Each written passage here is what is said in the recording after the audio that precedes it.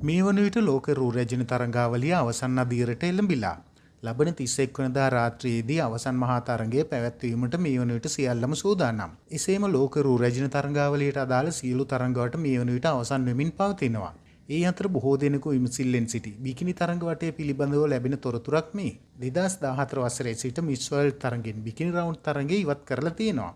තරඟ සංවිධායකින් ඒ වෙනුවට තරඟකාරියන්ගේ බුද්ධිය සහ පෞරුෂය වර්ධනය සඳහා වන තරඟ ඇතුළත් කර තිබෙන්නේ. සංවිධායකින් අදහස් කරන්නේ බිකිනි රවුන්ඩ් තරඟයකින් සංවිධායකින්ට තරඟකාරියන්ට හෝ නරඹන්නන්ට කිසිදු ප්‍රයෝජනයක් නැති බවයි. ඒ නිසා මෙවර මිස් වර්ල්ඩ් තරඟාවලියේ බිකිනි රවුන්ඩ් අංගයක් පවත්වන්නේ නැහැ.